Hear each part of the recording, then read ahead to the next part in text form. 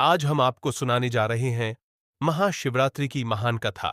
दोस्तों, एक समय की बात है। समस्त आर्षिगण वेद व्यास जी के पास आते हैं और उन्हें प्रणाम करके पूछने लगते हैं, हे महर्षि व्यास जी, आज हम आपके पास महाशिवरात्रि का महत्व सुनने के उद्देश्य से आए हैं।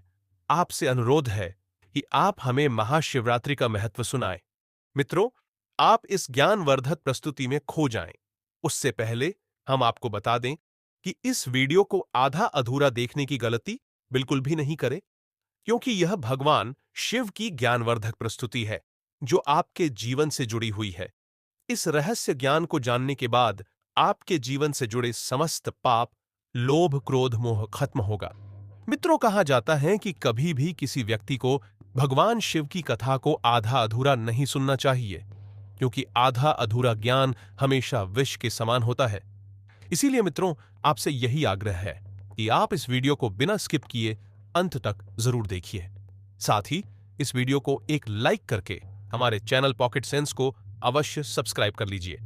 और हां दोस्तों, कमेंट बॉक्स में हर हर महादेव लिखकर ईश्वर को आप अपना आभार व्यक्त जरूर कर दीजिए। इससे आपका जीवन सुखमय होगा। चलिए आगे बढ़ते हैं। मित्रों, फिर महर्षि वेद व्यास कहते हैं, हे ऋषियों, आप सभी का स्वागत है। आज आपने संसार के कल्याण के उद्देश्य से उत्तम महत्व को सुनने की इच्छा प्रकट की है। इस महात्म को सुनने मात्र से कोटि कोटि पाप भस्म हो जाते हैं। इस महात्मा का श्रवण करने वाला कभी दरिद्री नहीं रहता है। उसकी समस्त मनोकामनाएं पूर्ण होती हैं। आप सभी अशियों के आग्रह पर आज मैं आप सभी को महाशिवरात्रि का महात्म्य सुनाना आरंभ करता हूं। इसीलिए आप इसे ध्यानपूर्वक पूरा जरूर सुने। फिर समस्त आशिक गण महर्षि वेदव्यास जी को सुनने लगते हैं। वेदव्यास जी कहते हैं, हे ऋषियों, इस विषय में एक निषाद का प्राचीन इतिहास सुनाता हूं, जो समस्त पापों का नाश करने वाला है। पूर्व काल की बात है। मध्य देश के वन में एक भील निवास करता था। उसका नाम गुरुसेन था। उसका कुटुंब बड़ा था। उस भील का स्वभाव अत्यंत क्रूर था और वह स्वभाव के अनुसार क्रूरता के काम भी किया करता था। वह प्रतिदिन वन में जाकर मृग को तथा अन्य पशुओं को मारता था और अनेक स्थानों पर चोरी किया करता था। उसने बचपन से ही कोई शुभ कर्म नहीं किए थे। इस प्रकार से पाप कर्म करते हुए उसे वन में निवास करते हुए उस दुरात्मा भील को बहुत समय बीत गया। तदनंतर महाशिवरात्रि के व्रत का दिन आ गया, किंतु वह दुष्ट भील वन में निवास करता था, इसीलिए वह इस व्रत के बारे में नहीं जानता था। उसी दिन उसके माता पिता और पत्नी भूख से पीड़ित होकर उससे याचना करने लगे, हे वनेचर, हम बहुत भूखे हैं, हमारे लिए भोजन का प्रबंध करो। उनके द्वारा इस प्रकार से याचना करने पर वह भील तुरंत ही अपना धनुष्य निकालकर शिकार करने के लिए चला गया। उस दिन उसने दिन भर शिकार की खोज की। उसे ना कोई हिरण दिखा और ना कोई खरगोश। वह दिन भर हाथ में धनुष्य लेकर घूमता रहा, लेकिन उसे भोजन की प्राप्ति नहीं हुई और फिर सूर्यास्त का समय हो गया। वह सोचने लगा, आज तो कोई शिकार नहीं मिला। घर में जो बच्चे हैं तथा मेरे माता पिता जो भूख से व्याकुल होकर मेरी राह देख रहे हैं, उनका क्या होगा? उनकी क्या दशा हो गई होगी? अतः मुझे कुछ ना कुछ भोजन लेकर ही घर लौटना चाहिए, अन्यथा नहीं। इतना सोचकर वह घूमते घूमते वन के भीतर स्थित एक जलाशय के पास पहुंच गया। वह जलाशय के समीप खड़ा होकर सोचने लगा, कोई ना कोई प्राणी पानी पीने के लिए इस तालाब के पास जरूर आएगा, उसी को मारकर मैं घर ले जाऊंगा। ऐसा निश्चय करके वह एक बेल के पेड़ पर चढ़कर अपने साथ जल लेकर बैठ गया। वहां बैठकर वह राह देखने लगा। उसके मन में यही चिंता थी कि कब कोई प्राणी पानी पीने के लिए आएगा और कब मैं उसे मारूंगा। अपने शिकार की प्रतीक्षा करते हुए वह भूख प्यास से पीड़ित होकर उसी पेड़ पर बैठा रहा। रात्रि के पहले प्रहर में उस स्थान पर एक हिरनी आ गई, जो चकित होकर जोर जोर से चौकड़ी भर रही थी। उस हिरनी को तालाब के पास आता देखकर भील को बड़ा आनंद हुआ और उसने तुरंत ही हिरनी को मारने के लिए अपना धनुष्य निकाला। ऐसा करते हुए उसके हाथ के धक्के से पास में रखे लोटे से थोड़ा सा जल और कुछ बेल पत्र नीचे गिर पड़े। उस वृक्ष के नीचे एक प्राचीन शिवलिंग था। वह बेल पत्र और जल उस शिवलिंग पर गिर पड़े। जल और बेल पत्र के शिवलिंग पर गिरने से उस भील की पहले प्रहर की पूजा संपन्न हो गई, जिससे अनजाने में ही उस भील के समस्त पाप तत्काल नष्ट हो गए। पेड़ पर हुई खड़खड़ाहट की आवाज से वह हिरनी सतर्क हो गई और उसने ऊपर देखा तो पेड़ पर वह भील अपने हाथ में तीर कमान लेकर बैठा हुआ था। उस भील को निशाना लगाते हुए देखते ही वह हिरनी व्याकुल हो गई और उस भील से बोलने लगी, हे व्याध, रुक जाओ, कृपया मेरा शिकार मत करना। उस हिरनी की बात सुनकर वह भील कहने लगा, हे मृगी, आज मेरे घर के लोग भूखे हैं, इसीलिए मैं तुम्हें मारकर उनकी भूख मिटाऊंगा। उस भील के ऐसे वचन सुनकर वह हिरनी अत्यंत दुखी हो गई और सोचने लगी, अब मैं क्या करूं, इस भील से खुद की रक्षा कैसे करूं। ऐसा विचार करके उस हिरनी ने कहा, हे भील भाई, मेरा मांस खाने से यदि तुम्हारे घर के लोगों की भूख मिटती है तो ठीक है, तुम मेरा शिकार अवश्य कर लेना। किंतु मेरी बात सुनो, इस समय मेरे सभी बच्चे भूखे हैं, मैं आखिरी बार उनके दर्शन करना चाहती हूं। मैं अपने बच्चों को अपनी बहन और स्वामी के पास सौंपकर शीघ्रता से लौट आऊंगी। हे व्याध, तुम मेरी इस बात को झूठ मत समझना, मैं तुम्हारे पास लौटकर अवश्य आऊंगी, इस पर संशय मत करना, क्योंकि सत्य पर ही धरती टिकी हुई है, सत्य से ही समुद्र अपनी मर्यादा में स्थित है, इसीलिए मैं सत्य का ही पालन करूंगी। उस हिरनी के द्वारा ऐसा कहने पर भी उस भील ने उसकी बात नहीं मानी और उस पर निशाना लगाया। तब उस हिरनी ने अत्यंत भयभीत होकर पुनः इस प्रकार से कहना आरंभ किया, हे व्याज, सुनो, मैं तुम्हारे सामने शपथ खाती हूं, मैं अवश्य लौट कर आऊंगी।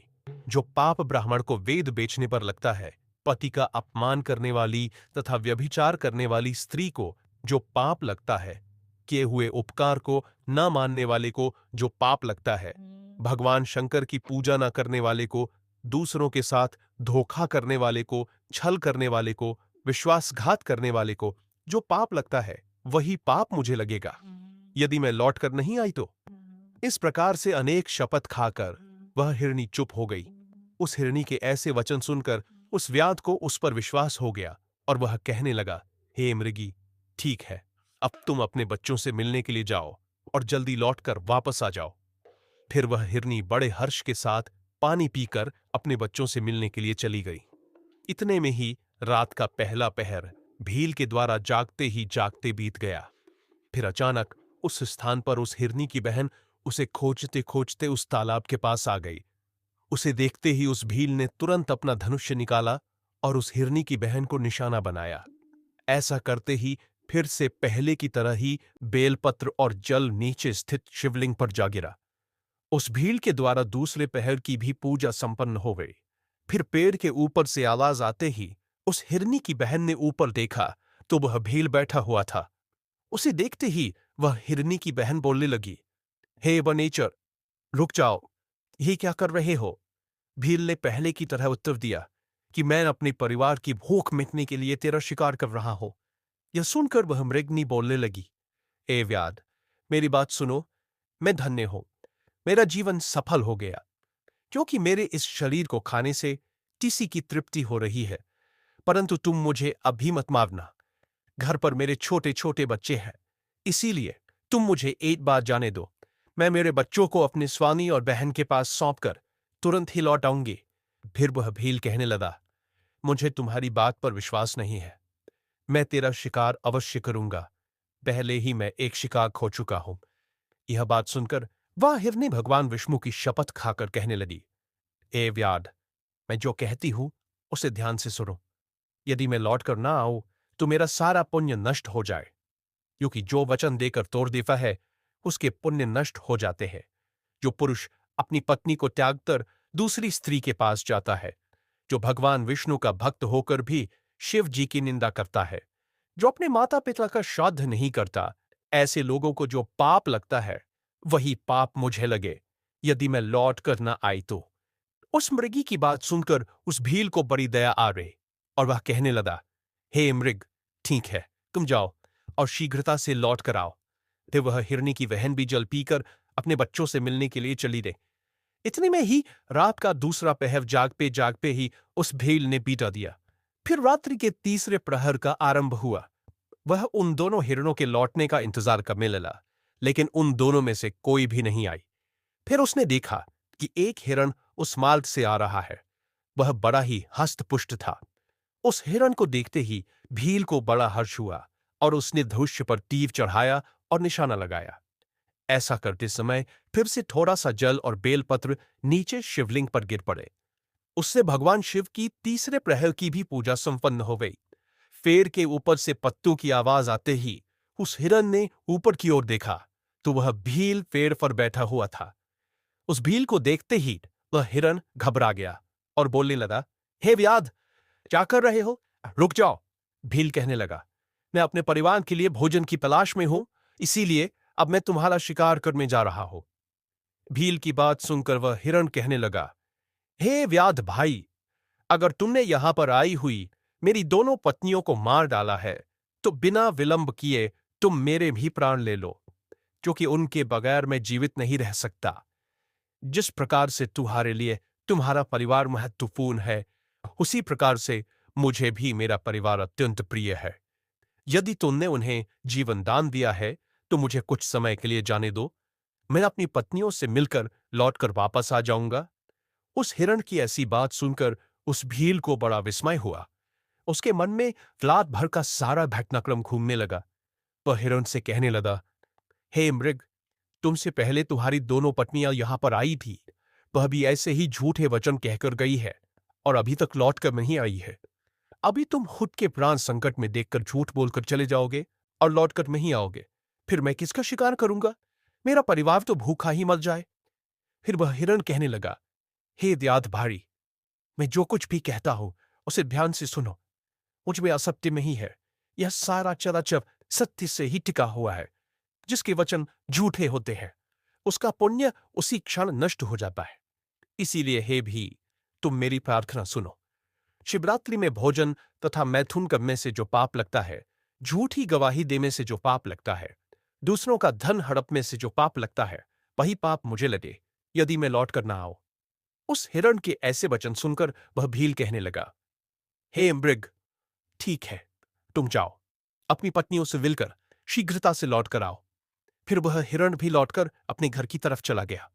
अब वह हिरण और उसकी दोनों पत्नियां प्रतिज्ञाबद्ध हो चुके थे। वे तीनों अपने घर पर आकर आपस में बात करने लगे। सबसे पहले हिरणी ने कहा, हे स्वामी, आपके बिना हमारे बच्चे जीवित कैसे रह पाएंगे? सबसे पहले मैंने उस भील को वचन दिया है, इसीलिए केवल मुझे ही उसके पास जाना चाहिए। आप और मेरी बहन दोनों यहीं पर रहे।